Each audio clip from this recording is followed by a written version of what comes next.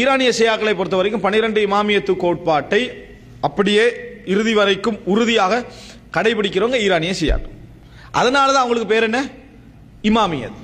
அதாவது உலகமே 12 ஆட்சிக்குள்ள என்ன செய்யணும், இந்த 12 இமாமுக்குள்ள முடிஞ்சுக்கணும். அவங்க யாரு, ஹுசைன் ரதியல்லாஹு அன்ஹு பரம்பரையில் வரக்கூடியவர்கள் அப்படி என்று பார்த்தோம். அதில் கடைசியாக மஹதி அவங்க என்ன செய்யறாங்க, எதிர்பார்த்து கொண்டிருக்க. அவர் யாரு, அவர் உண்மையை சொல்ல போனா அவருக்கு அந்த ஹசன் அல் அஸ்கரி என்றவருக்கு பிள்ளையே என்னது இல்லை, 11வது இமாமுக்கு பிள்ளை இல்லை. இவர்கள் பிறந்து அவங்க முடிஞ்சிட்டாங்க, திருப்பி வர்றதுக்காண்டி வெயிட் பண்ணி கண்டிக்கிறாங்கன்னு சொல்றாங்க. இந்த 12வது இமாம் வரும் வரைக்கும் அவங்க சட்டப்படி என்ன செய்யக்கூடாது, எந்த ஆட்சியும் செய்யக்கூடாது. பேசாம மக்களோட மக்களாக வாழ்ந்துட்டு, இமாம் இல்லாம ஆட்சி இல்லை. அதை உடைச்சி தான் 1979ஆம் ஆண்டு ஹுமைனி என்ன செய்யறாரு, எதை கொண்டு வராரு, விலாயத்துல் ஃபக்ஹ், மார்க்க அறிஞருடைய ஆட்சி என்ற புதிய ஒரு விதத்தை அந்த மார்க்கத்துக்குள்ள கொண்டு வந்து புரட்சி செஞ்சு ஈரானிய சௌரல் இஸ்லாமிய புரட்சின்னு சொல்லி ஹுமைனிய ஈரானிய புரட்சியை உருவாக்கி இந்த வரைக்கும் அவங்களுக்கு என்னது மார்க்க செக்ஷன் ஒரு பிரிவும் ஆட்சியை கண்காணிக்கிறதுக்கான ஒரு பிரிவோடு என்ன செய்யுது, ஆட்சி போய்கொண்டிருக்கிறது என்று வரைக்கும் பார்த்தோம். இப்போ இதில் இந்த இமாமியா சம்பந்தமான ஒரு சில விஷயங்களை சொல்லணும். இந்த இமாமியாக்கள் சம்பந்தமான அவங்களுடைய பிரதானமான கோட்பாடு என்ன, 12 இமாம்கள். அந்த 12 இமாம்களை பற்றி அவங்களுடைய நம்பிக்கைகள் என்ன, மிக மோசமான நம்பிக்கை. 12 இமாம்களும் மறைவான ஞானம் உள்ளவர்கள், பெரும்பாவம் செய்யாதவர்கள். இந்த லெவலில் என்ன செய்வார்கள், அவர்கள் சொல்லுவாங்க மறைவான ஞானம் உள்ளவர்கள் பெரும்பாவம் செய்யாதவர்கள் சொல்லுவாங்க. அப்படின்னா என்ன, குஃபுர். இதை விட ஒரு குஃபுர் ஒன்று இல்லை. எல்லா நபித்தோழர்களும், ஒரு சில நபித்தோழர்களை தவிர மற்ற எல்லா நபித்தோழர்களும் காஃபிர்கள், முர்த்ததாக போனவர்கள். குர்ஆனை பற்றி அவங்களுடைய நம்பிக்கை என்ன, குர்ஆன் தஹ்ரீஃப், குர்ஆன்ல 3ல் ஒரு பகுதி காணா, 3ல் ஒரு பகுதி காணா. அதில் குறிப்பாக முஸ்ஹஃப் ஃபாத்திமா ரதியல்லாஹு அன்ஹாவுடைய முஸ்ஹஃப் அது என்னது இல்லை அப்படி என்று சொல்லக்கூடிய அந்த அளவுக்கு அதாவது மோசமான கொள்கையுடையவர்கள் இவர் இமாமியா கோட்பாடு உள்ள இவர்களிடத்தில் உள்ள இன்னும் பல மோசமான கொள்கைகள் ஒரு சில விஷயம் நோட்டா எழுதிக்கிறதுக்கு சொல்றேன். ஒன்று என்னன்னு சொன்னால், நான் ஏற்கனவே சொன்ன உங்களுக்கு அக்கீதத்துல் பதா, அல்லாவுக்கு மாற்று கருத்து தோன்றும் அப்படின்றது, புது கருத்து அல்லாஹ் என்ன செய்யும் தோன்றும் என்ற கொள்கை உள்ளவங்க. அதாவது ஒரு கருத்துப்படும் அதுவான இதை செய்வோம் அப்படின்னு அல்லாஹ்வுக்கு என்ன செய்யும் சொல்ற பதான்னு சொல்லி, இது பெரிய குஃபுர். அல்லாஹ் பொறுத்த வரைக்கும் சர்வ காலத்தையும் என்ன செய்தவன், அறிந்தவன், அவனுக்கு அப்படி ஒன்று இல்லை. இது யூதர்கள் சொன்னது, அப்படியே இவங்களை என்ன செய்யறாங்க சொல்றாங்க, அக்கீதத்துல் பதான்னு சொல்வார்கள். அதான் அல்லாஹு தாலாவுக்கு மாற்று கருத்துக்கள் தோன்றும் என்கின்ற மாதிரியான ஒரு மோசமான கொள்கை இவர்கள்ட்ட என்ன செய்யுது இருக்குது. அதுபோல இவர்கள் அல்லாஹ்வுடைய அஸ்மா வசிஃபாத் விஷயத்தில், அல்லாஹ்வுடைய பண்புகள் பேர் விஷயத்தில் இவர்கள் டோட்டலாக சொல்ல போனால் அதாவது எதையும் அங்கீகரிக்காதவர்கள். சரியா, முஜஸ்ஸிமாக்கள்னு சொல்லலாம். அல்லாஹ் எதையும் அங்கீகரிக்காதவனா அல்லாஹ்வை உருவகிக்கக்கூடியவர்கள். அல்லாஹ்வை டோட்டலாகவே உருவம் கொடுக்கறதுக்கு இவங்க என்னது ரெடியான. இப்போ நம்ம அல்லாஹ் தாலாவுக்கு ஒரு உருவம் மட்டும் எங்களுக்கு என்னன்னு தெரியாது, அல்லாஹ்வுக்கு தான் தெரியும் அப்படின்னு நம்ம சொல்றோம். இது அப்படியே இல்லை, அவர்களுக்கு என்ன உருவம் தெரியும் என்ற அமைப்பில் என்னது தஜ்சீம் பண்ணக்கூடியவர்கள். அந்த மாதிரியான கொள்கை இவர்கள்ட்ட என்ன செய்து இருக்குது. அடுத்ததாக என்னன்னு சொன்னால், எங்களை இப்போ நம்ம சொன்னோம் குர்ஆன் என்ன சரியான குர்ஆன். இதில் முக்கியமான விஷயம் என்னன்னு சொன்னால், இது ஒரு குறிப்பிட்ட காலத்தில் ஒரு புத்தகம் ஒன்று வெளியாயிடுச்சு. இந்த புத்தகத்தில் பேர் என்னடா, அதாவது திப்ரிசி என்றவர் எழுதினவர், தப்ரிசி என்று சொல்றவர் எழுதினவர் ஃபஸ்லுல் ஹிதாப் ஃபி தஹ்ரீஃபி கிதாபி ரப்பில் அர்பாப் என்ற ஒரு புத்தகம் எழுதினாங்க. ஃபஸ்லுல் ஹிதாப் அப்படின்னு சொல்லி, அல்லாஹ்வுடைய வேதம் சிதைக்கப்பட்டிருக்கிறது அப்படி என்று சொல்லி 1000க்கும் மேற்பட்ட ஆதாரங்கள் ஒரு புக்கு போட்டான். அப்படின்னா என்ன நம்பிக்கை, குர்ஆன் என்ன சிதைக்கப்பட்டது, கூட்டி குறைச்சிக்குது, முஸ்ஹஃப் இல்லை என்றதுக்கு ஃபஸ்லுல் ஹிதாப்னு தனி புக்கு போடுறாங்கடா, அதை ஷியா மக்கள் அங்கீகரிக்கிறாங்கடா, அவங்க எல்லா மக்களுடைய அக்கீதா என்ன, குர்ஆன் திரிபடையப்பட்டது தான் அப்படி என்று சொல்றது அவர்களுடைய அக்கீதாக்கள்ல பிரதானமான ஒரு பகுதி. அடுத்ததாக இவர்கள்ட்ட இன்னமுள்ள நம்பிக்கை என்னன்னு சொன்னால், அர்ரஜா என்ன, அதாவது மறுஜென்ம நம்பிக்கை அவர்கள்ட்ட இருக்கு. அதாவது இந்த உலகத்துக்கு திருப்பி என்ன செய்வார்கள், மக்கள் வருவார்கள். அதுல உண்டு அலி ரலியல்லாஹு வருவார், அடுத்தது அந்த 12வது நபர் அவர் திருப்பி வருவார். இந்த மாதிரியான மறுஜென்ம கோட்பாடு, மறுமை இல்லை மறுஜென்ம கோட்பாடு இந்த உலகத்துல என்னது இவர்கள்ட்ட நிறைய உண்டு. இஸ்லாமிய அடிப்படையில் மௌத்தாகின யாரும் என்ன செய்ய மாட்டாங்க, இந்த உலகத்துக்கு திரும்பி வர மாட்டாங்க. ஈசா அலைஹிஸ்ஸலாம் வருவார்னு நம்புற மாட்டா, அவர் என்ன சொல்றோம், மௌத்தாகல, அவரை நம்ம மௌத்தாகலன்னு சொல்லி. இஸ்லாமிய அடிப்படையில் எந்த விதமான மறுஜென்ம கோட்பாடும் இல்லை. இந்த மறுஜென்ம கோட்பாடு இவர்கள்ட்ட உண்டு. அடுத்ததாக தக்கியாண்ட ஒரு கொள்கை உண்டு. தக்கியாண்ட கொள்கை என்ன, உள்ளொண்டு வச்சு புறமொண்டு பேசலாம், அது மார்க்கத்துக்கு நலவு செய்யறதுக்கா, அது மார்க்கத்துக்கு நலவு செய்வதற்கு உள்ளொண்டு வச்சு என்ன செய்யலாம், புறமொண்டு பேசணும். கிறிஸ்தவர்கள்ட்ட இது எடுத்திருப்பாங்களோ தெரியா, ஏன்னா கிறிஸ்தவ வேதத்தில் அப்படி இருக்கு, நீ பொய் சொல்றதுனால மற்றவனுக்கு ஏதாவது ஒரு நலவு வருமாக இருந்தால் மார்க்கத்துக்கு சேருவானா, பொய்யெல்லாம் என்ன செய்யலாம் சொல்லலாண்டு.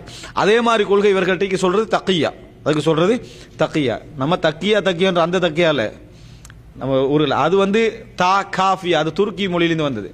சரியா, தக்கியான்னு சொல்றது அது தரீகாவோட சம்பந்தப்பட்ட. இது தக்கியான்ற ஒன்றை மறைச்சி ஒன்று சொல்றது, அந்த கொள்கை இவர்கள்ட்ட உண்டு. அதனால ஷியாக்களோட ஒரு விவாதத்தில் ஒழுங்கா பேசலாது. ஏன்? அதான் தக்கியா இருக்கு. அதே இபாதத்தை பொய் இபாதத்தா, அதாவது இமாம் இப்னு தைமியா சொல்வாரு, வழிகட்ட பிரிவாக இருந்தாலும் பொய்யை விட்டு தூரமான பிரிவது ஹவாரிஜிகள். ஏன்னா அவங்க கடும் தன்மையின் காரணமாக பொய்யிலே என்ன செய்வாங்க, கடும் தன்மை. பொய்யே தீன் என்று சொன்ன ஷியாக்கள், பொய் தான் தீன் என்று ஆக்கினது ஷியாக்கள் அப்படின்னு சொல்லுவார். அடுத்தது என்னன்னு சொன்னால், இவர்கள்ட்ட ஒரு நம்பிக்கை இருக்குது, அதாவது தீனான்னு சொல்வார்கள். இந்த உலகத்தில் உள்ள மண் இருக்குது, இந்த மண்ணை பற்றி இவர்கிட்ட தனியான ஒரு நம்பிக்கை. இந்த ராஃபிதாக்கள்கிட்ட, இந்த இமாமியத்து கோட்பாடுகளோட என்ன நம்பிக்கை என்றால், ஷியாக்கள் ஒரு குறிப்பிட்ட வகையான மண்ணிலிருந்தும் மற்றவர்கள்லாம் வேற மண்ணிலிருந்து படைக்கப்பட்டவர்கள். விளங்கிட்டா? ஷியாக்கள் குறிப்பிட்ட மண்ணிலிருந்தும் இவர்கள்லாம் வேற மண்ணிலிருந்து படைக்கப்பட்டவர்கள். ஆனால் இது ரெண்டு கடையில சின்ன ஒரு கனெக்ஷன் ஒன்று இருக்கு. அதனால தான் ஷியாக்கள்கிட்ட உள்ள சில நலவுகள் இவர்கள்ட்டையும் இருக்குது. எந்த நலவு எங்கள்கிட்ட தெரிஞ்சாலும் இந்த மண் மிக்ஸ் ஆகினதால வந்தது, அவர்களுடைய மண் எங்களோட மண்ணோட மிக்ஸ் ஆகினதால தான் எங்கள்கிட்ட சில நலவுகள் இருக்குது. எந்த கெடுதி ஷியாட்ட வந்தாலும் எங்களோட மண் அவங்களோட கலந்ததுனால தான் என்ன செஞ்சது, அது ஷியாக்கிட்ட அந்த கெடுதி வந்தது. இப்படி ஒரு கேடுகட்ட நம்பிக்கை ஒன்று இருக்குது. இவன் செய்யறதுக்கெல்லாம் மண்ணை காரணமாக சொல்றது. அதாவது மண்ணால படைக்கப்பட்டிருக்குது, நாங்களும் மண்ணால படைக்கப்பட்டிருக்கிறோம். அவர்கள் படைக்கப்பட்ட மண்ணுடைய அர்த்தம் வேறு. இது வந்து கன்ஃபார்மா அடுத்த மதத்திலிருந்து எடுத்தது தான். சரியா? அந்த மண்ணில் உள்ள எல்லாமே நலவுகள், நாங்கள் படைக்கப்பட்ட மண் எல்லாமே கெடுதிகள். ஆனால் இது ரெண்டு கடையில் ஒரு கலவை என்ன செய்யுது இருக்குது. அவர்கள்ட்ட என்ன நலவு நடந்தாலும் அது அவர்களுடைய மண் எங்களை கலந்ததுனால வந்தது. அவருக்கு என்ன கெடுதி நடந்தாலும் டோட்டலா நாங்க தான் காரணம். அதனால மறுமையில் அல்லாஹ் என்ன செய்வானண்டா, ஷியாக்கள் பாவம் செஞ்சுட்டு வந்தாலும் அந்த பாவத்தை எல்லாம் தூக்கி மூமின் இந்த இவர்களோட அஹ்லு சுன்னாவுடைய தட்டில் என்ன செஞ்சிருவான், வச்சிருவான். ஏன்னா இந்த மண்ணால தான் இவர்கள் என்ன செய்தார்கள், பாவம் செய்தார்கள். இது அவர்களுடைய தனியான நம்பிக்கை. இதுக்கு சொல்ற அக்கீதத்து தீனா, களிமண் நம்பிக்கை. கலங்கிட்டா? இதுக்கு என்ன சொல்றேன்னா, களிமண் நம்பிக்கை. இதெல்லாம் படிக்கணுமான்னு யோசிப்பிக்கலாம். இந்த அளவுக்கு மார்க்கத்தை கேவலமா கொண்டு போய்க்கிறான். இந்த அளவுக்கு இது இப்படி ஒரு மைக்கு போட்டு ஒரு மணித்தியாலம் ஒதுக்கி இதெல்லாம் நம்ம படிக்க வேண்டிய நிலைமைண்டா அவன் மார்க்கத்தை எவ்வளவு விளையாட்டு கேலி கூத்தா என்ன செஞ்சுக்கிறாங்க, மாத்திக்கிறான்னு பாருங்க. அடுத்தது என்ன அப்படி என்று சொன்னால், அஹ்லு சுன்னாவை பற்றி இவர்களுடைய நம்பிக்கை என்னன்னு சொன்னால், நாங்க எல்லோருமே, அதாவது இவர்கள் அல்லாமல் இருக்கக்கூடிய உலகத்தில் உள்ள எல்லோருமே அவர்களுக்கு சேவை செய்ய படைக்கப்பட்டவர்கள். எங்களை கொல்றதில் அவங்களுக்கு நன்மை உண்டு. இது அக்கீதா அவங்களுடைய. நாங்கள் அவர்களுக்கு சேவை செய்ய படைக்கப்பட்டவர்கள், எங்களை கொல்வதில் மறுமையில அஜிர் உண்டு என்பது அவருடைய நம்பிக்கை. அப்போ அது கீழே வாழ்ற அஹ்லு சுன்னாவுடைய நிலைமை என்னன்னு பார்த்துக்கோங்க. ஏதோ உலகம் பார்த்துட்டு இருக்குது, ஏதாவது பிரச்சனைகள் வரும் என்றதுனால கொஞ்சம் மௌனமாக இருக்கலாமே தவிர மற்றபடி எந்த மௌனமும் என்ன செய்யாது, அவர்கள்ட்ட இருக்காது. அவர்களுடைய நம்பிக்கை. அடுத்தது என்ன அப்படின்னு சொன்னால், அவங்கள்ட்ட புனிதமான இடங்கள் 3 இருக்குது. மக்கா மதீனா விட்டுட்டு புனிதமான இடங்கள் 3 இருக்குது. ஒன்று வந்து கர்பலா, ஒன்று வந்து கர்பலா, இன்னொன்று வந்து என்னன்னு சொன்னால், அதாவது அதுக்கு சொல்றது நஜ்ஃப். சரியா? அடுத்தது வந்து கும். அடுத்தது கும். இது அவர்களுடைய பிரதானமான நம்பிக்கைகள் உண்டு. அதாவது மிக பிரதானமாக அவங்க நினைக்கிறாங்கன்னா அதான் நஜ்ஃப். கூஃபா, கூஃபாவை ஹரம், கூஃபா ஒரு ஹரம், கர்பலா ஒரு ஹரம், கும் ஒரு ஹரம். கும் எங்க இது? ஈரான்ல. வணங்கிட்டா? கும் வந்து ஈரானுடைய அவருடைய ஆன்மீக தலைமை என்று சொல்லலாம். சரியா? நம்ம இங்க மதனியா, அவர்கள்ட்ட கும்மி. வணங்கிட்டா? இப்படி மதீனால படிச்சுட்டு வந்தா மதனியா நம்ம சொல்றோம். நம்ம மதனி என்று சொல்றது வந்து மதீனா யூனிவர்சிட்டி வந்தவரும் மதனி, அவ்வளவுதான். மதீனா யூனிவர்சிட்டியில மதனி இல்லை. அதுக்கும் சரியா ரீதியான ஒரு புனிதம் ஒன்று இல்லை. மதீனாவுக்குள்ள புனிதம் வேற, மதனி என்றது சரியா ரீதியான ஒரு புனிதம் அல்ல. அது அங்க படிச்சுட்டு வரதுனால சொல்றது. இவர்களுக்கு அப்படி இல்லை. கும் என்றது ஒரு ஹரம், ஒரு புனித இடம். அதாவது நம்ம இந்தியாவில் இலங்கையில் இருந்தெல்லாம் கவர்ந்து இழுத்துட்டு போய் யூனிவர்சிட்டியில் போடுற இடம் எங்க? கும். அவங்க வந்த உடனே போடுவாங்க கும்மி என்று. என்ன போடுவாங்க? கும்மி என்று போடுவாங்க. இன்றைக்கு நூற்றுக்கணக்கான சொல்றது ஆயிரக்கணக்கான கும்மிகள் தமிழ் பேசக்கூடியவர்கள் உருவாயிட்டாங்க. சுன்னிலிருந்து பிடிச்சிட்டு போய் அவளை சொன்னாலும் எடுத்துட்டு போய் ஆயிரக்கணக்கான கும்மிகள் உருவாயிட்டாங்க. அவங்க இப்படி போயிட்டு வந்ததுனால பெரிய, அதாவது பயங்கரமான விளைவுகளை நம்ம நாடுகளில் பிரச்சாரங்கள் மூலம் நடப்பதற்கான வாய்ப்புகள் உண்டு. அடுத்தது என்னன்னு சொன்னால், எப்படி நஜ்ஃப், நஜ்ஃப் நஜ்ஃப் என்ற ஊர், அதுக்கு நீங்க கூஃபா போட்டா சரி. கூஃபாண்டு போட்டுக்கேன் சார், அதுக்கு தான் நான் கூஃபாண்டு நஜிஃபான் ஃபெஸ்ட்டுக்கு சொல்லிட்டேன். சரியான வார்த்தை கூஃபா, ஈராக்ல.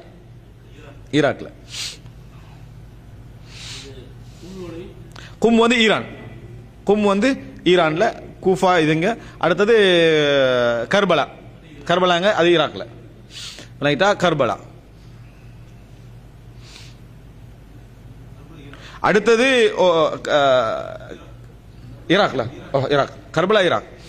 சரியா, எல்லாமே ஈராக் தான். அடுத்து என்னன்னு சொன்னால் இவர்களுடைய நம்பிக்கை என்னன்னு சொன்னால் மக்காவுக்கு கிடைச்ச புனிதம் கூட மக்காவுக்கு கும் வந்து ஈரானா, கும் வந்து ஈரான், கர்பலாவும் இந்த கூஃபாவும் அதான் நஜிஃபும் என்னது ஈராக். அடுத்தது வந்து இவங்களுக்கு என்ன நம்பிக்கைன்னு சொன்னால் மக்காவுக்கு கிடைச்ச புனிதமும் கர்பலாவால் கிடைச்ச புனிதம் தான்.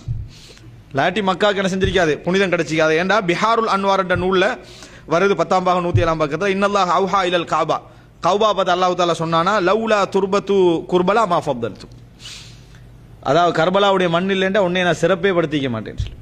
சரி, அப்போ எனவே கௌபத்துல்லாவுக்கு புனிதம் கூட என்ன கர்பலாவால தான். அதாவது ஷியாக்கள் எக்ஸ்ட்ரீமாக போனாங்கட்டா அதில் ஹையை டச் பண்ணாமல், ஹை லெவலில் டச் பண்ணாமல் வர மாட்டாங்க. வணங்கிட்டா எக்ஸ்ட்ரீமாக போனால் 160 140 போகிறது இல்லை, 280 அது கியர் பாக்ஸ் உடையும் வரைக்கும் போகிறது தான். இதுதான் ஷியாக்களுடைய அந்த அக்கீதாவுடைய வேகம், அதுதான் இது. அதாவது கௌபத்துல்லாவுடைய இதை 3 புனிதப்படுத்தினா பரவாயில்ல, கௌபத்துல்லாவுடைய புனிதமே எதால கிடைச்சது, கர்பலா மண்ணால தான் கிடைச்சது அப்படின்ற லெவலுக்கு என்ன செஞ்சிருவாங்க, போயிடுவாங்க. அடுத்தது என்ன இவர்களுடைய மிக முக்கியமான நம்பிக்கைகள் உண்டு என்னன்னு சொன்னால் ஆஷுரா தினம். அவங்களுக்கு எல்லா தினங்களை விட புனிதமானது. ஆஷுரா தினம் வந்து எல்லா தினங்களை விட, ஹஜ்ஜி பெருநாள், நோன்பு பெருநாள் எல்லாவற்றையும் விட அவர்களுக்கு மிகவும் புனிதமான ஒரு தினம். அதில் ஹுசைன் ரதியல்லாஹு கொல்லப்பட்டதை ஞாபகப்படுத்தி என்ன செய்வார்கள், எல்லா விதமான வழிகேடுகளையும் அரங்கேற்றுவார்கள்.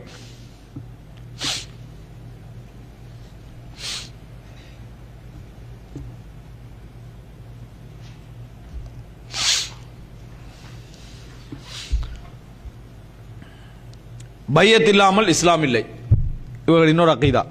பையத் இல்லாமல் இஸ்லாம் இல்லை. அந்த பையத்தை எல்லாருக்கும் செய்யக்கூடாது, அந்த 12 இமாம்களுக்கு மட்டும்தான் என்ன செய்யணும், செய்ய வேண்டும். அவ இப்போ செஞ்சிக்கிறது அதுதான் புதுசாக உருவாக்கி விட்டோன்னு சொன்னேன், விலாயத்துல் ஃபக்கை. விளங்கிட்டா, பையத் இல்லாமல் இஸ்லாம் இல்லை அப்படிங்கிற சிந்தனை அவர்களிடத்தில் உண்டு.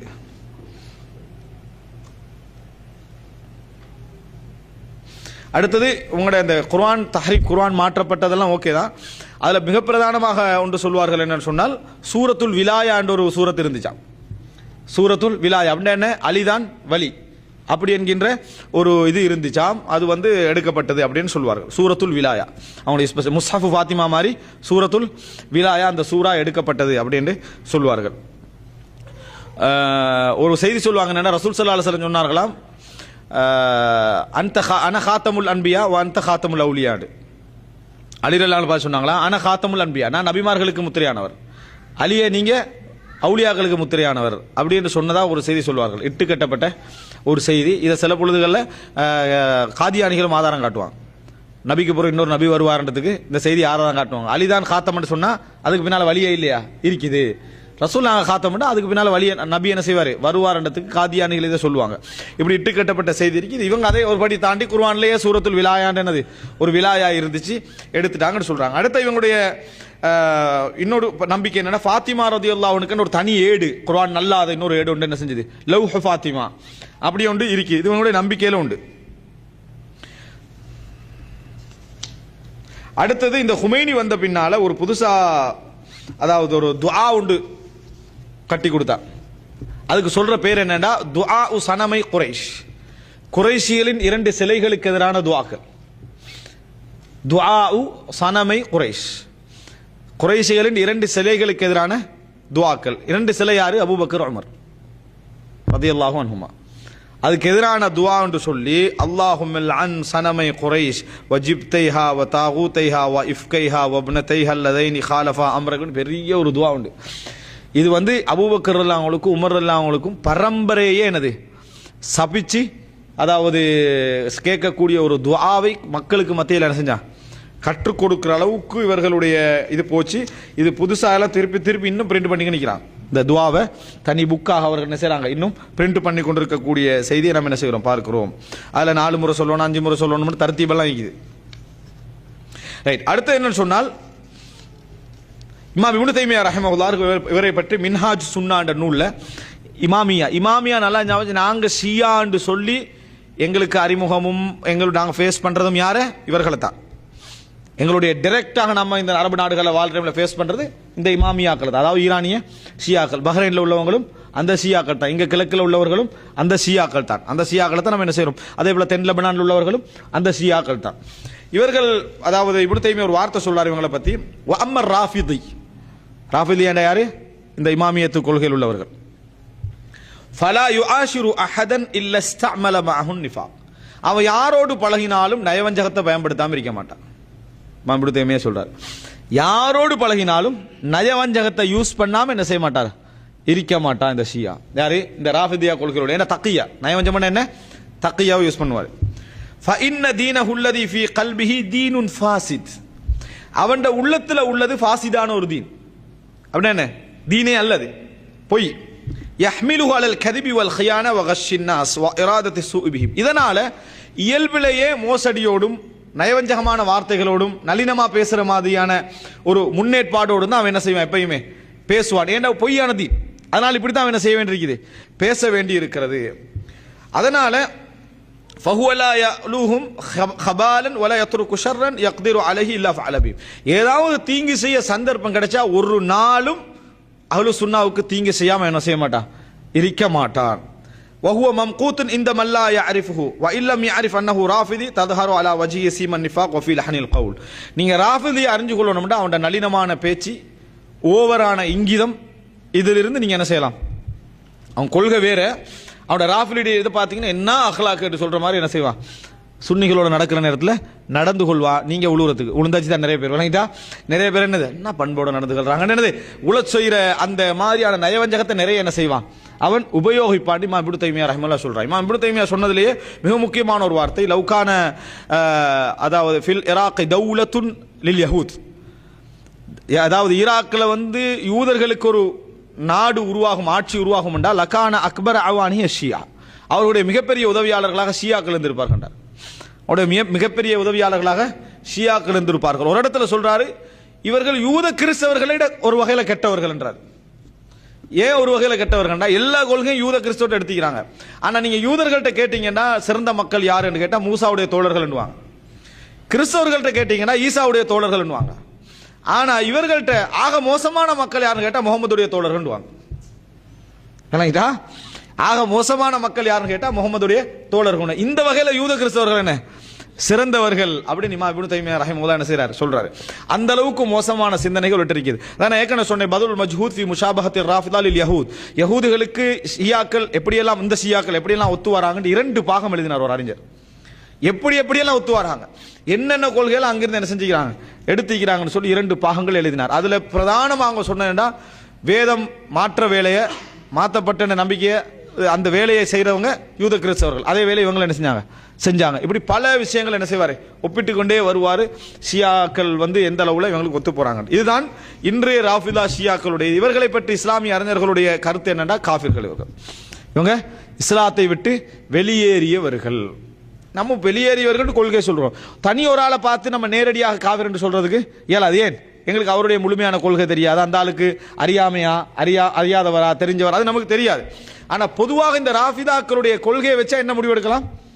அவர்கள் எல்லோரும் இஸ்லாத்தை விட்டு வெளியேறுகன்னு சொல்லலாம். ஒரு தனிப்பட்ட ஒரு ஷியாவை பார்த்து நீ காஃபிர், இஸ்லாத்தை விட்டு வெளியேறுன்னு சொல்ல வேண்டிய அவசியம் இல்ல. காரணங்களுக்கு தெரியாது அவருடைய அடிப்படை என்ன, எல்லா ஷியாக்களுக்கும் இந்த கொள்கை போய் சேர்ந்திருக்குதா, அல்லது சரியான கொள்கை அவனுக்கு போய் விளங்கி இருக்குதா என்றதெல்லாம் ஒரு இது இருக்குது. ரைட். இப்போ இதுதான் அதாவது இந்த ஷியாக்களை பற்றி நம்ம சொல்ல முடிஞ்ச முக்கியமான விஷயம்.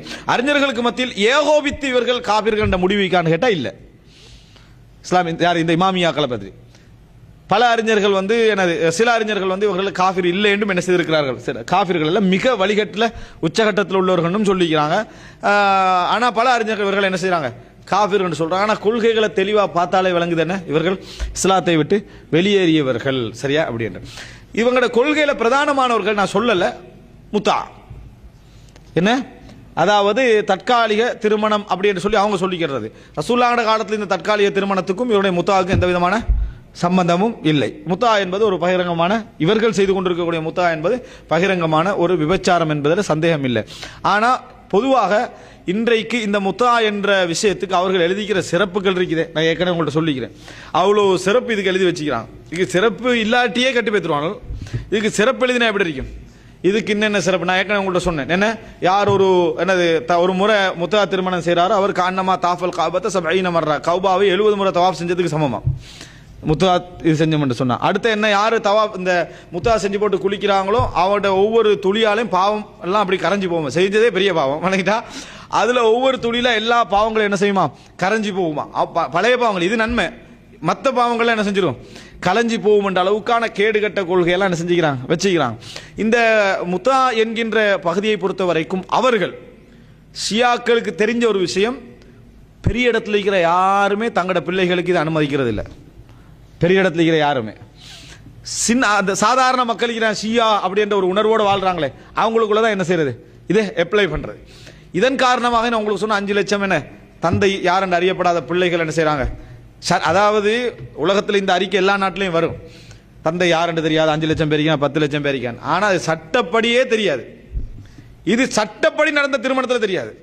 புரிஞ்சுதா உங்களுக்கு வித்தியாசம்? அது சட்டப்படி இல்லை, அப்படி அவங்க பிழையான உறவு கொண்டு நடந்துக்குது. இது சட்டப்படி திருமணம், பாப்பா யாருன்னு தெரியாது. அதான் முக்கியம். எங்களுக்கு சட்டப்படி திருமணம் என்ன, ஈரான்ல அரசாங்கம் அனுமதிச்ச திருமணம் அது, அது யாருன்னு தெரியாது. அதே நேரம் நான் இப்படி எல்லாம் சொன்னதுனால நீங்க விளங்கி இருக்கலாம் கூடாது, ஈரானுக்கு போய் இறங்கினா எல்லாம் விபச்சாரம் மோசம் ஒழுக்கம் இப்படிதான் இருக்க மாட்டேன். அப்படி இல்லை. ஈரானுக்கு போய் நீங்க இறங்கினீங்கன்னு சொன்னா அபாயாக்களோட நல்ல தீனுடைய அழகான பப்ளிக்கான ஒரு சூழலை பார்ப்பீங்க. இன்னொரு சவுதியை பார்க்குற மாதிரி விளங்கிட்டா அப்படி இருக்கும். அப்ப என்னடா நம்ம படிச்ச ஷியாவுக்கு இதுக்கு சம்பந்தம் இல்லையே, ஏதோ புத்தகத்தில் வாட்சி கொடுத்தா மோளை என்ன செஞ்சுக்கிறாரு சொல்லிக்கிறாரு. உடனே போய் முஸ்தஃப் எடுத்து பாருங்க, 30 சரியா குள்ள பிறப்பின்னா சரிக்கு முதல்ல சூரத்துல் இப்படித்தானா இருக்குது அப்படின்னு நீங்க நினைச்சிட வேணாம். குர்ஆன் வேதங்களை பற்றிய நம்பிக்கை நான் உங்களுக்கு சொன்னேன். வேதங்களை பற்றிய நம்பிக்கையில தான் உங்களுக்கு அப்படி இருக்கு. இல்லாட்டி குர்ஆன் என்னது, இதே குர்ஆன் தான், அவங்களோட நம்பிக்கை தான் அது. முத்தாவை பொறுத்த வரைக்கும் சட்டப்படி முத்தா வச்சுக்கிற அபாயெல்லாம் உடுப்பாங்க தான். முத்தா என்ற அந்த நேரம் வந்த திருமணம் தானே சப்ஜெக்ட். அவங்களோட பார்வையில் என்ன, முத்தா என்பது ஒரு திருமணம். இந்த திருமணம் என்ற பெயரில் நடக்கக்கூடிய ஒப்பந்தம் இருக்குது, இது உள்ளால 1000 ரகசியங்களோட என்ன செய்யுது நடந்துட்டு போகுது. அதுல நான் உங்களுக்கு இந்த முத்தா திருமணம் என்ற ஒரு 3 மணித்தியாலும் பேசலாம். அவங்களுடைய சிறப்பு சட்டங்கள் விளக்கங்கள் என்று பேசினு வைங்க, அவ்வளோ கேடுகட்ட செய்திகள்லாம் என்ன செய்யுது இருக்குது. லில்லாஹி சும்மலி தாரியஹ் என்ற ஒருத்தர், அதாவது ஷியால ஹுமைனியோடு வாழ்ந்தொருத்தர், அவர் ஹுமைனியை விட்டு விலகிட்டு வந்த பிறகு எழுதினார், லில்லாஹி சும்மலி தாரிக், அல்லாஹுக்காக பின்னர் வரலாற்றுக்காக நான் இதை எழுதுகிறேன் என்று எழுதினார். அதெல்லாம் பார்த்தீங்கன்னு சொன்னா என்னது, இது ஒரு மார்க்கமாடா இது, அப்படி என்ன மார்க்கம் என்ற கொள்கையிலே ரிசர்ச் பண்ணக்கூடாதுன்ற கேடுகட்ட கொள்கையெல்லாம் என்ன செய்யுது அவர்கள் இருக்குது. அருவறுப்பு, இந்த மஜ்லிஸ்ல கூட சொல்ல முடியாத அருவறுப்பான செய்திகள் ஓரளவுக்கு இருக்குது. அந்த அருவறுப்பான அதாவது செய்திகள் கூட அதில் என்ன செய்யுது, அதில் இருந்து கொண்டிருக்கக்கூடிய ஒரு நிலையை நம்ம என்ன செய்கிறோம் பார்க்கிறோம். ரைட், இதான் இவர்களை பற்றிய செய்தி.